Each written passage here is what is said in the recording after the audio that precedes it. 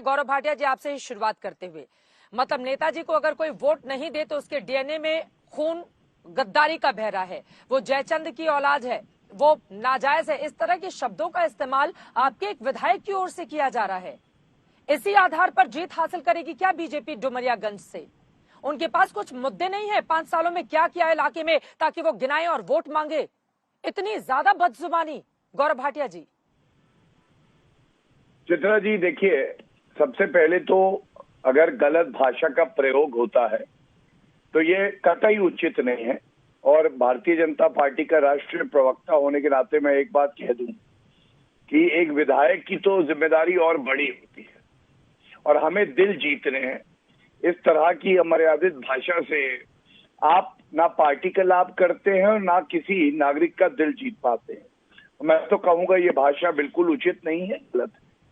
और ये कहने के बाद एक सवाल और उठता है कि अगर एक विधायक की जिम्मेदारी है तो एक पूर्व मुख्यमंत्री अखिलेश यादव क्या भाषा का इस्तेमाल करते हैं? आज ही का उनका वक्तव्य है, जनता ने इनकी खड़ी कर दी है खटिया, तभी इनके बयान आ रहे हैं घटिया। अब जनता ये कह रही है कि ये बयान खुद में इतना घटिया है, अखिलेश यादव की सोच इतनी घटिया है। और ये कहना भी गलत नहीं होगा, दफ्तर में कुर्सी, घर में खटिया तोड़ता हूँ, इलेक्शन तो हार रहा हूँ, बस आजकल शब्दों को जोड़ता हूँ, जात और धर्म के नाम पर समाज को तोड़ता हूँ, इलेक्शन तो हार रहा हूँ, आजकल शब्दों को जोड़ता हूँ। ये अखिलेश यादव के लिए था। तो ये जो मर्यादा बनाए रखना है, ये बिल्कुल सही बात है। जैसे सत्तारूढ़ पक्ष की जिम्मेदारी है, वैसे ही विपक्ष की जिम्मेदारी भी है।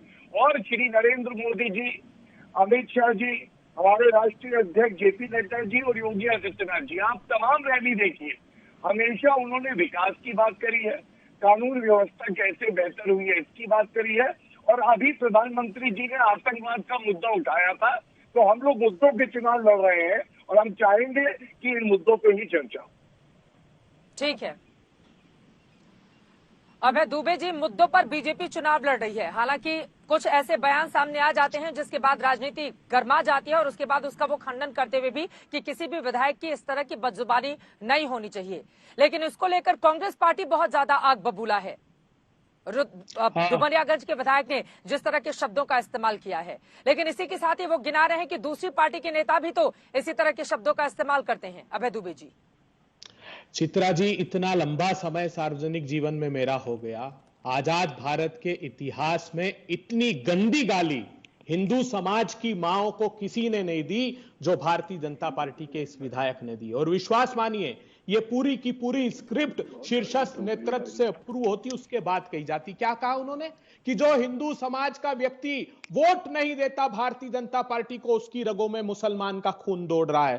15 करोड़ 2 लाख वोटर उत्तर प्रदेश में हैं, 12-13 करोड़ लोग भारतीय जनता पार्टी को वोट नहीं देंगे। उनकी माओं को गाली दे रहे हो, कहते हैं उनकी माओं के मुसलमानों के साथ अवैध संबंध स्थापित है, इसलिए उनकी रगों में मुसलमानों का खून दौड़ रहा है। इतनी भद्दी और गंदी गाली भारतीय जनता पार्टी के नेतृत्व ने उत्तर प्रदेश के हिंदू समाज की माओं को दी है, जिसकी कल्पना नहीं की जा सकती। क्या है मेरी सनातन संस्कृति? मेरी सनातन संस्कृति कहती है, यत्र नार्यस्तु पूज्यन्ते रमन्ते तत्र देवता, अर्थात जहां नारी की पूजा होती है वहां देवता का वास होता है। जननी जननी जन्मभूमिश्च स्वर्गदपि गर्यसी, अर्थात जननी और जन्मभूमि की गरिमा स्वर्ग से भी ऊपर होती है, सनातन धर्म कहता है। वो करोड़ों युवा जो बेरोजगारी के गर्त में धकेल दिए गए, तुम्हें वोट नहीं देंगे भारतीय जनता पार्टी के लोगों, तो क्या उनकी माओं के अवैध संबंध मुसलमानों से ये कह रहे हो तुम? क्या 100 रुपए का पेट्रोल डीजल, 200 रुपए का खाने की दाल और तेल, 1000 रुपए का गैस का सिलेंडर, घर घर में महंगाई की मार से त्रस्त है, वो तुम्हें वोट नहीं देंगे? तो उन्हें तुम इतनी गंदी और भद्दी गाली दे रहे हो।